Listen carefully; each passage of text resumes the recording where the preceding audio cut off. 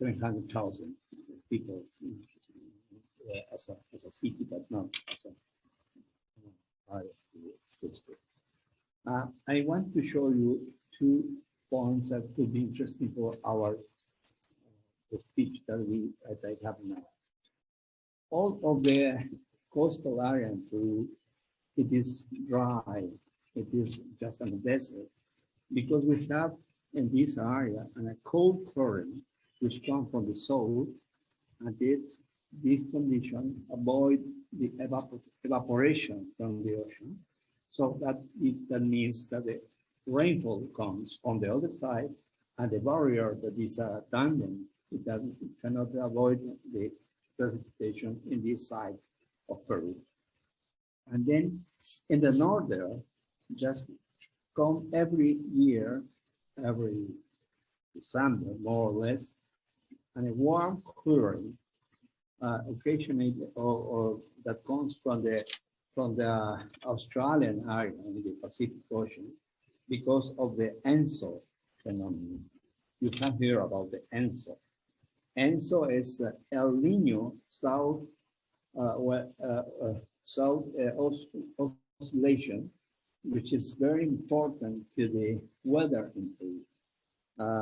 The Nino process, or the ENSO process, comes from 1,000 years ago. It's a more or less cyclic. Not every year comes, but with different intensity, which means that the rainfall every year in the coastal area, in the northern coastal area of Peru, comes according with the ENSO behavior. If the ENSO of the Nino is intensive, the rainfall comes to the coastal area only in this part of Peru during the period of January to March. So El Nino comes because El Nino comes from the name of El Nino is time of Weihnachten. This is a time of when the El Nino born in a Christian sense, okay? And then these are the most important cities in Peru: Cajamarca in the northern, Trujillo, Lima in the center, Cusco, Arequipa. These are more or less the more important cities in Peru.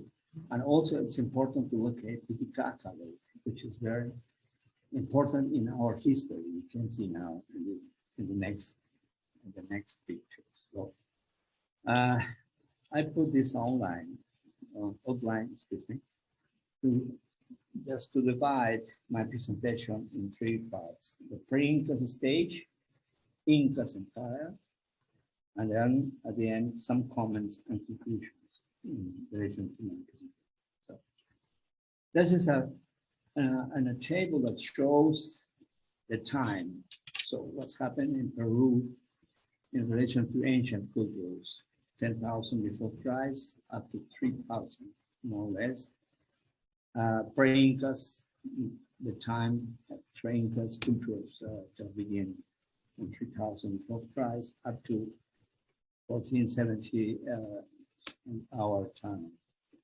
Also Inca's empire and Spanish domination, which is, if you can see, Inca's empire take about 400 years, and Spanish domination takes about 300 years. And in this moment, we have almost 200 years in a republican state.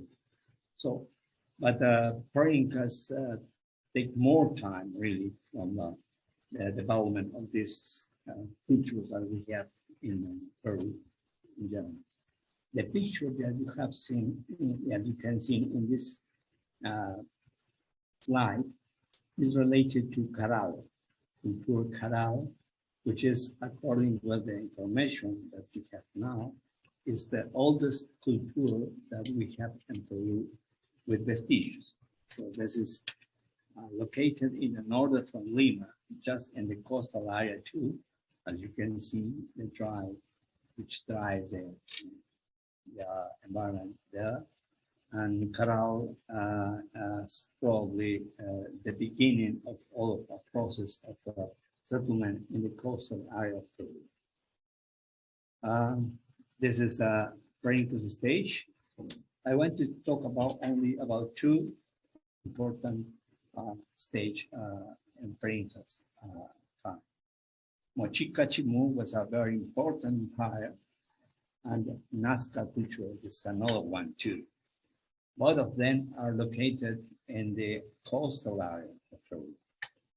Unless the coastal area of Peru is a dry area, you can see in the next pictures that there are some rivers, small rivers that come from the Andean to the ocean.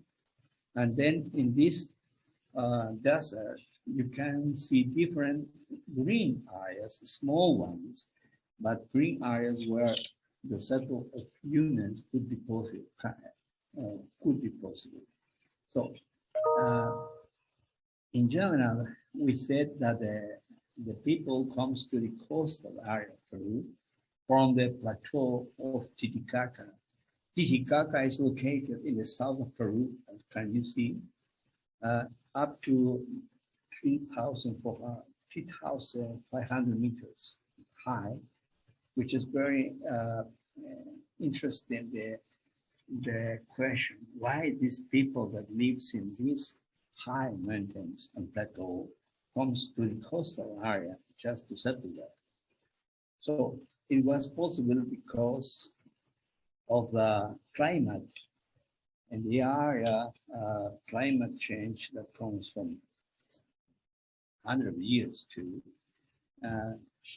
generate a very long drought in the area of Titicaca, and the people then needs to go to the coastal area in order to look another condition for life. So in the north of Peru, in the north coastal area of Peru, with in this case with the yellow, you can see the Moche Picchu Empire, and then in the center we can see the Nazca culture.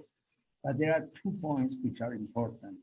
Caral, which is the most old culture that we have found, it is connected with another culture. I have no picture about that. This Chavin is another old culture in the area, which become years before Christ time.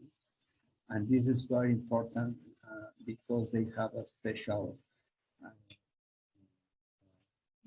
rings and vestiges about the structures in stone. The stone was a very important topic. Okay. And then this is a map that shows you how the movement of these people occurs in that time. From the plateau over 3,500 meters and the Titicaca area, the people goes to the north and goes to the south of the coastal of Peru.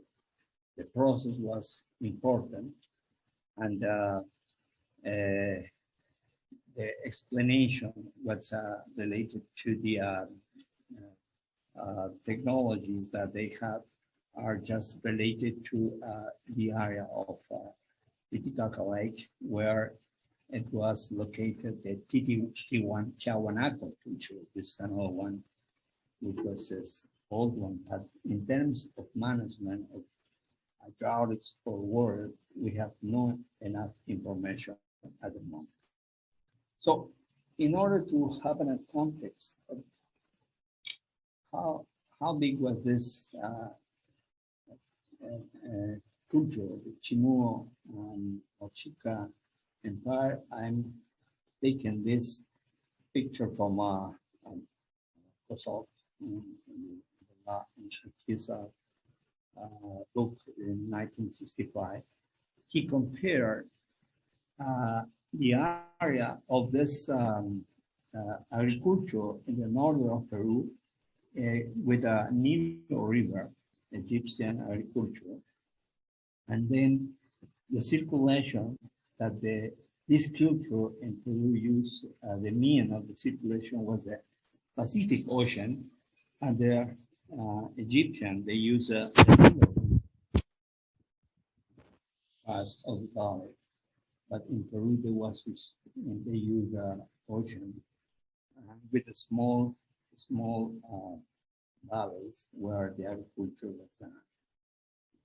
And then in the Chicama Moche Valley, there was a very important hydraulics structure which the people was looking about. Because of Chicama was a very important valley with agriculture, and people wants to improve or increase their cultivation in the south in another small valley which name is Moche. They intention and they construct a canal to divert the water from the Chicama Moche to Chicama to the Moche Valley.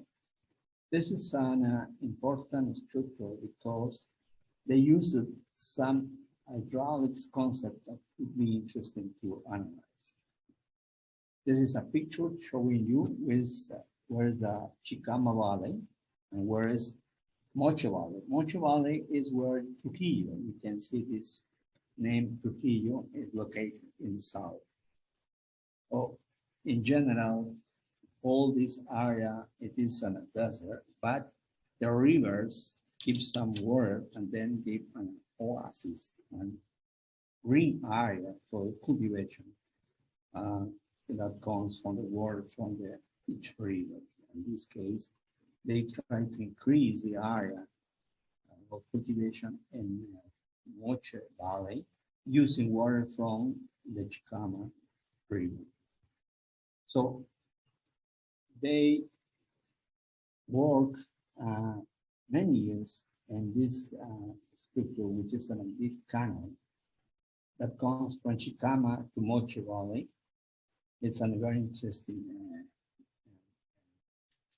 structure, hydraulic structure, because they try to collect water from the Chicama River to Moche River. Chicama is a big valley in comparison with Moche, and take water to the another valley to extend the irrigation. You can see in the side of this canal, one of the pictures, just the area that can be used in order to increase agricultural activities.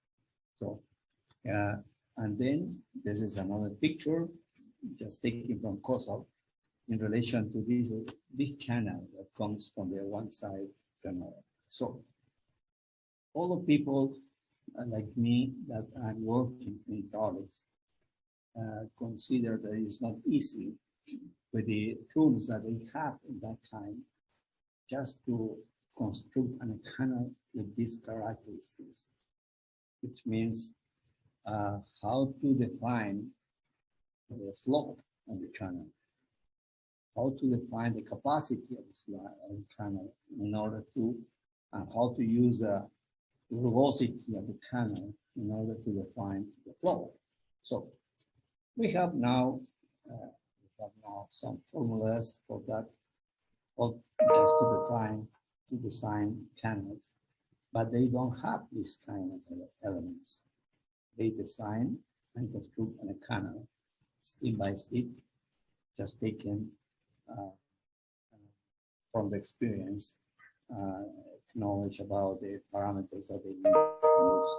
In this case, we have found that the flow number, which is a number that you use in hydraulics and related to the kind of flow, with a flow number less than 1, the flow is very quiet. But with a flow over 1, the flow normally is rapid one. So why it's important? Because during the time that was enough water in the Chicama, the idea was taking the water from Chicama to Moche, but in that time, the amount of sediments in the river was high. It is high now. And then you need to construct a canal with a velocity in which you cannot deposit sediment in the channel and then reducing the capacity. The idea was to maintain the capacity of this channel, and then we need to define the rugosity, and the slope of the canal needs to be in accord with the capacity that you expect to have in a canal. This is a characteristic of the design of these kind of channels. And then in that time, we don't have elements just to define clearly about this. Second one is very important to show you. In that time, they used irrigation, using furrows. In terms of flooding, they are using irrigation canals by flooding instead of the canals that we have now in Spanish time, which are very dry. So the idea was just to maintain more time the water in the area in order to induce water for percolation in the flow in the soil, in order to maintain the humidity for more time. So in this, with this condition, you can put the water for the irrigation using more time than the normal that you use with the strike canals. That's just very interesting. And there are some information that shows that this process was periodically because the settlement in the area where the crops were cultivated have some different layers with different characteristics of size of grains, which means sometimes there was sand, another silt, another clay, and this means that they use the water in different periods, not only 1, 2, 3 periods, according with probably the ENSO process that occurred in that. So another thing is changing to Nazca. Nazca culture is a very important tool because they show how the people use it, the groundwater, not the surface water, but in the case of Nazca, the groundwater. Nazca is located in the south from Lima. You can see it's here in this picture, you can see Nazca is located in the middle, and Trujillo, this yellow area is also Chica fire.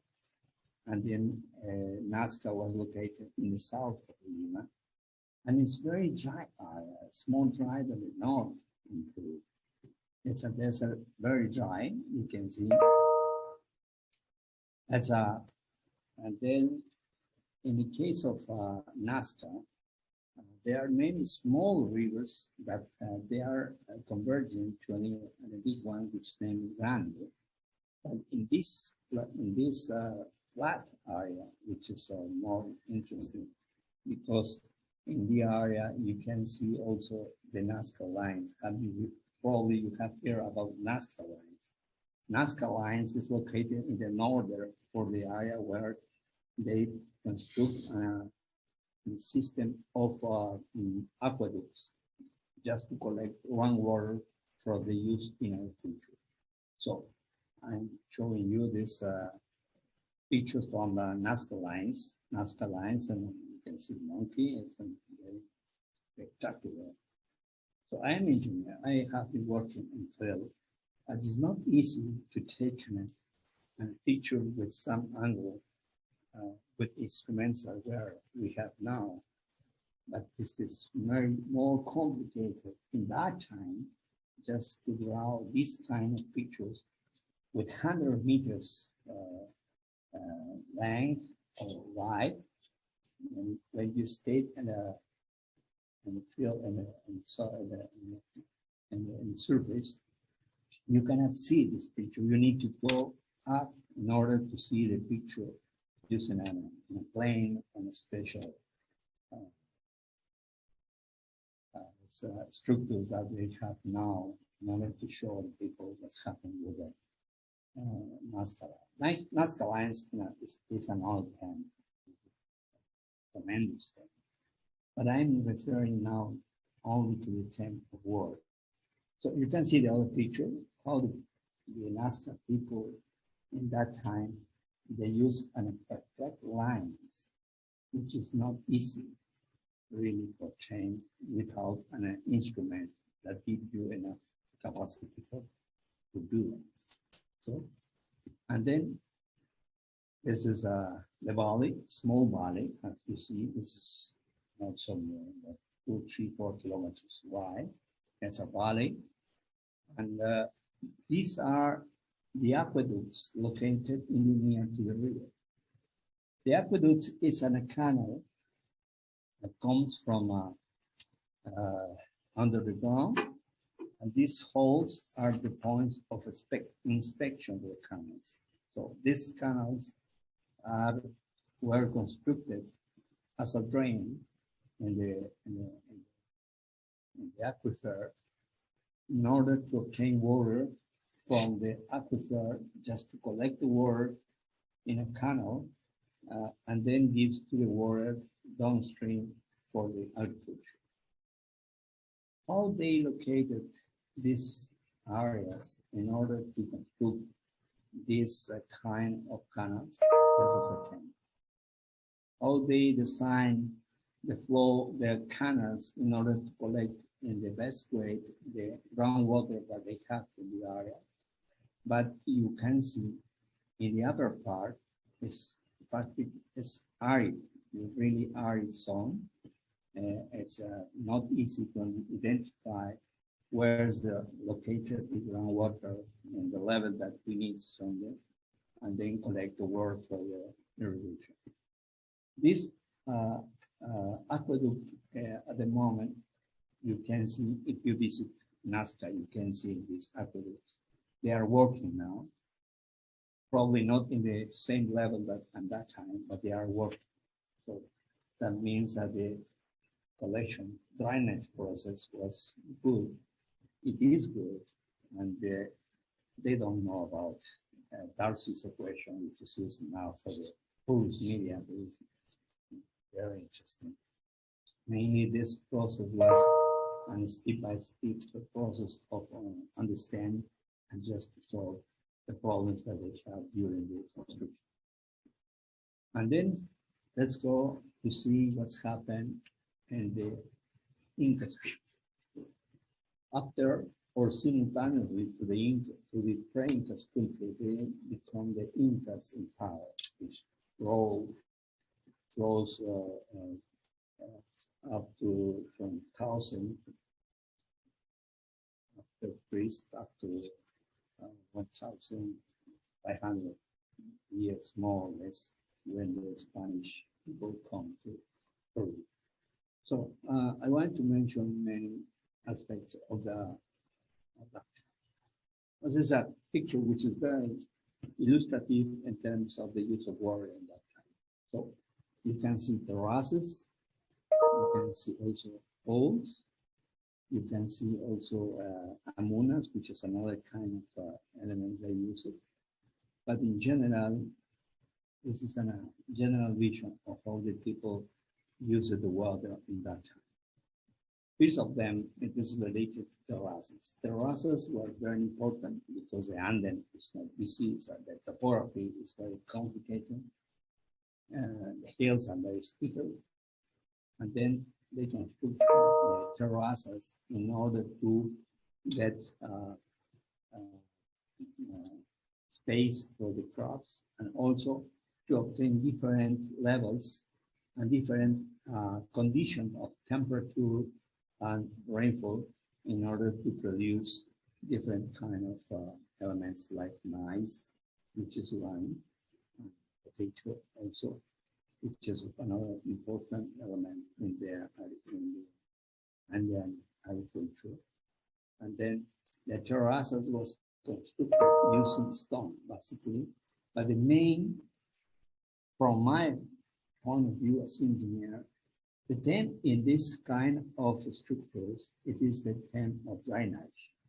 How to use the elements that you have in order to produce an adequate drainage from the water, because if the water comes and stopped by this wall, they tend to push the pressure, overpressure too, in order to destroy the system. Then the more important things here is to define and design a drainage system in order to permit stability for this kind of walls. So this is another view. You can see also stones in the most at the beginning, and then cobbles, and then probably sand, and then just the soil that they need for the agriculture. And these are pictures from different terraces that we have in the near Cusco, where they cultivate maize in general, and potatoes, and other kind of products that they use for the people in general. And this is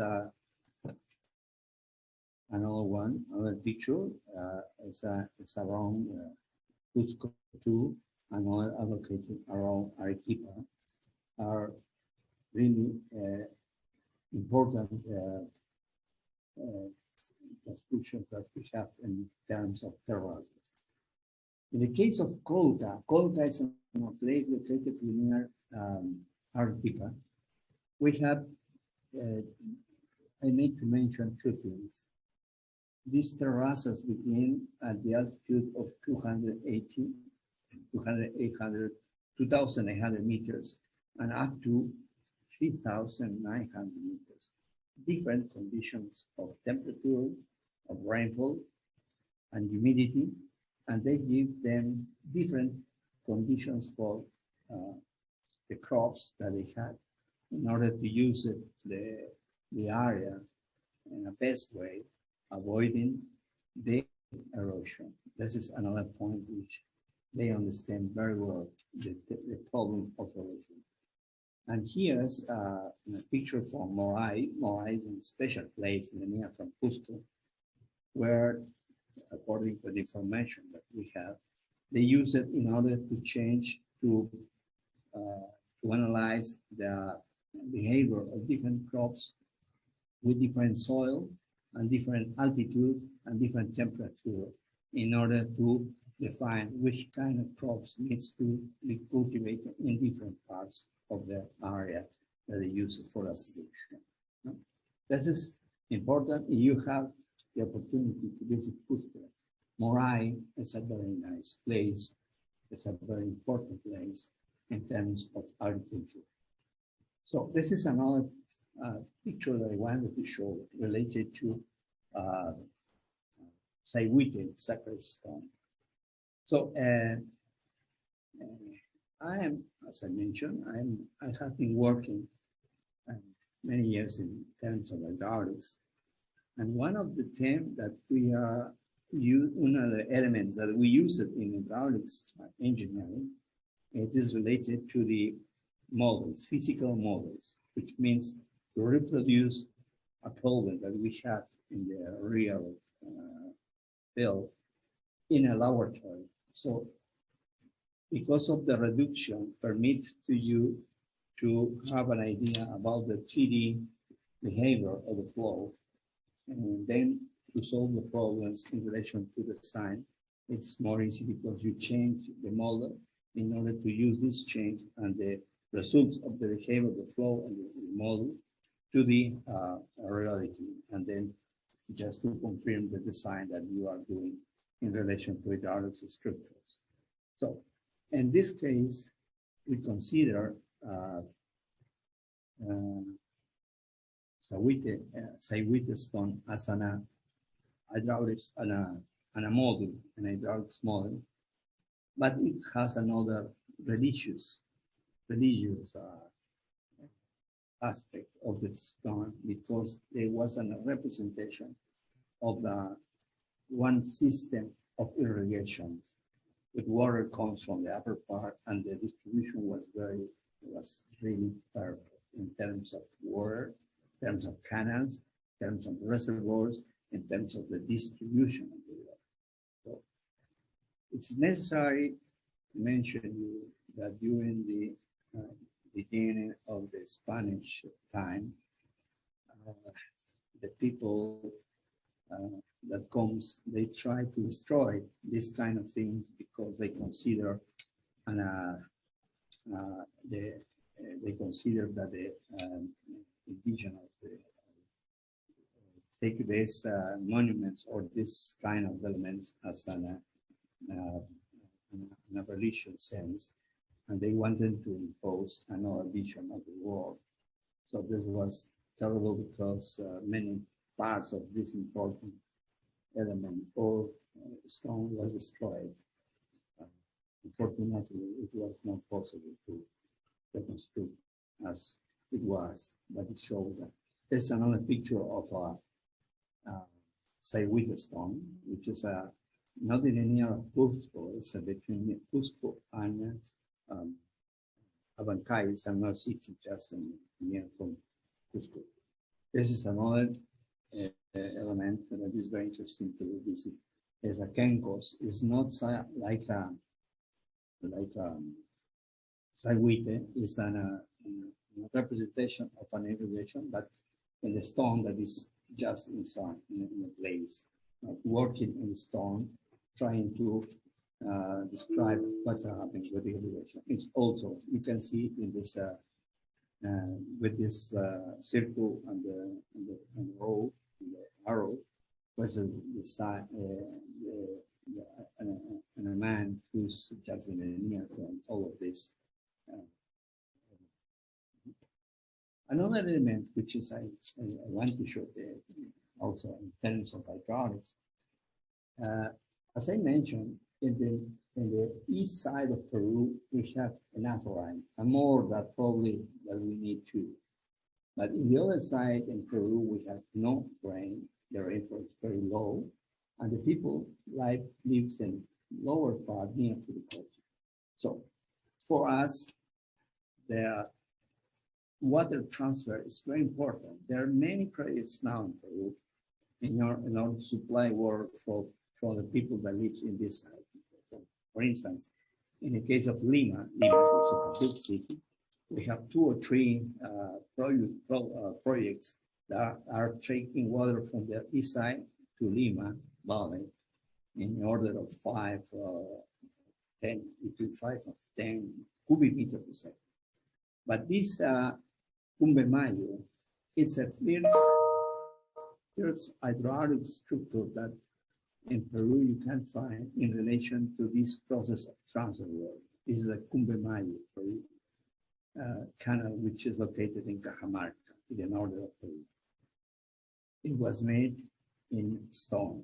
They use different tools and elements in order to construct and stop on a canal of 8 kilometers, more or less, just in a stone. It was very interesting. It is very interesting. You can visit this too, because now it's actually working. This is you can see also in the Smithsonian Institute having a video which is very interesting in relation to people, how people works in general. This is not part of the presentation, but I wanted to show you that you can see this material in there, and which are stored in the web. And this is Machu Picchu. This is the last point that I want to talk about. Machu Picchu is, according to history, it began in the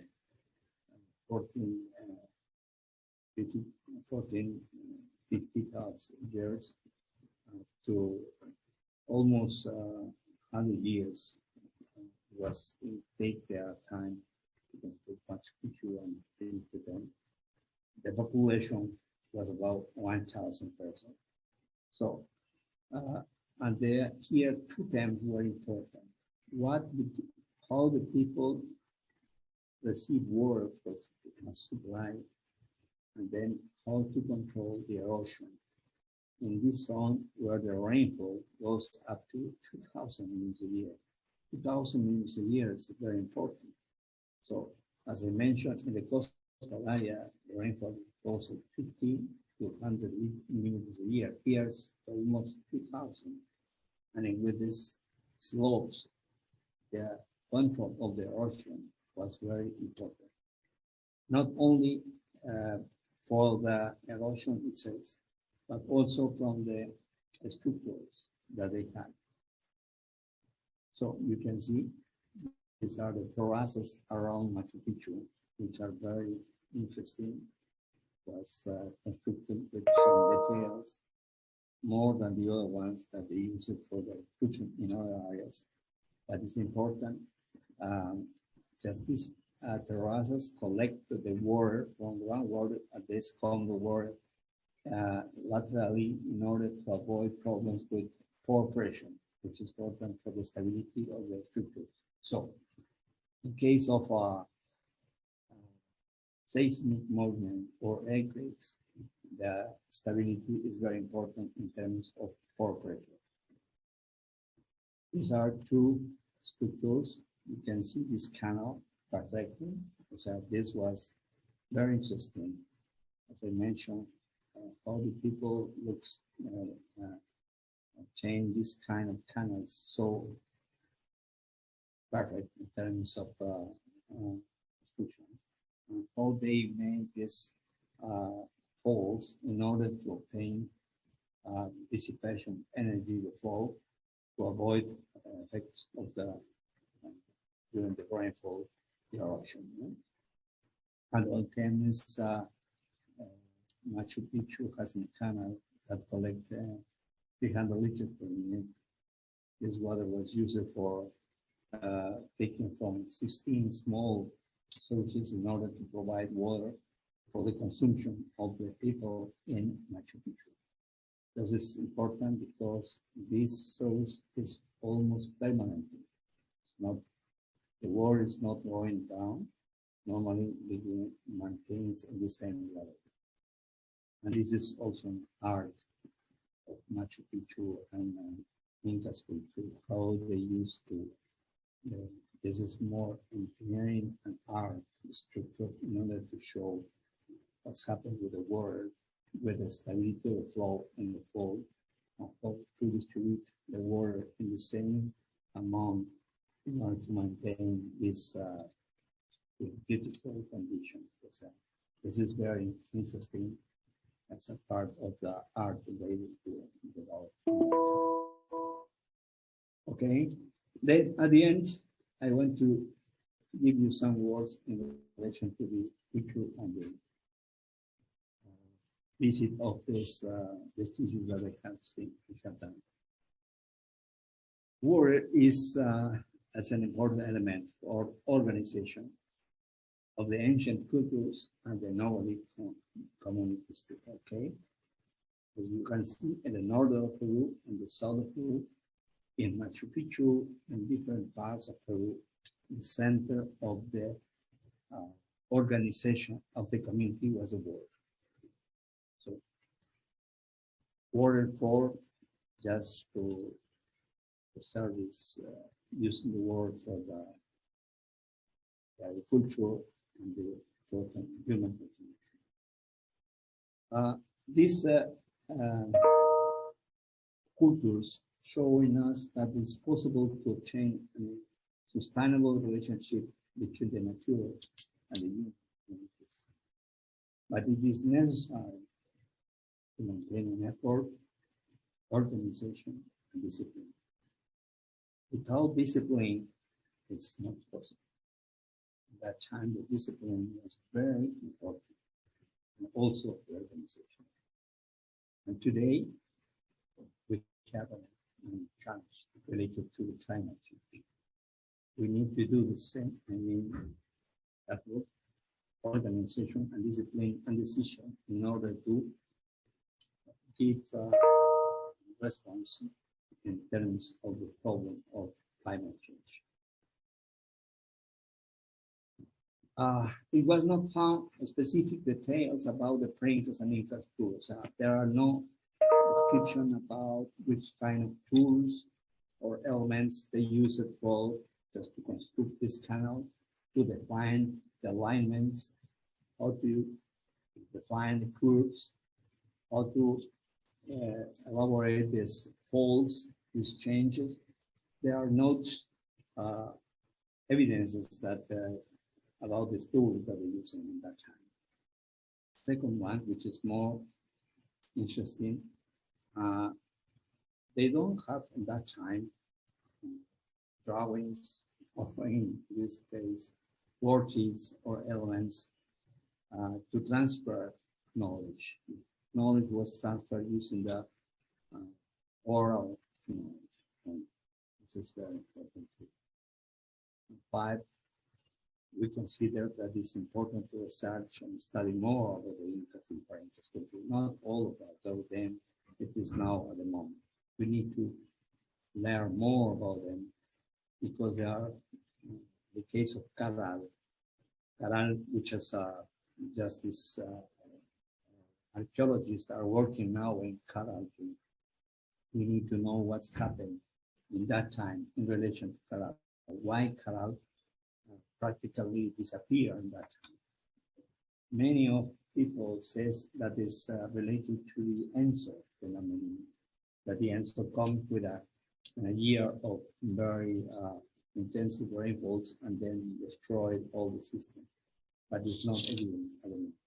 We need to make more research, to obtain more information, and also from my engineering point of view, it's very important to know how these people in that time maintain this kind of structures in order to obtain and use it every time without losing capacities or behavior in terms of hydraulics component. So this is very important in order to refine in the next years what about the research that we need to do.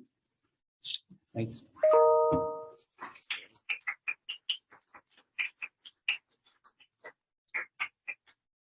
Thank you very much, Jose. That was really great talk. I'm going to open. We have about 10 minutes for questions. But before I open the room for questions, I just want to acknowledge the tradition here at the University of Wisconsin in Madison on research in that area. Professor Bill Denevan from the Geography Department trained dozens of students and did a great research, that they're included in the Colca Valley. The dissertation of John Tracy is just fantastic about some of these structures. So thank you for reminding us of all these. So I'll open the room for questions.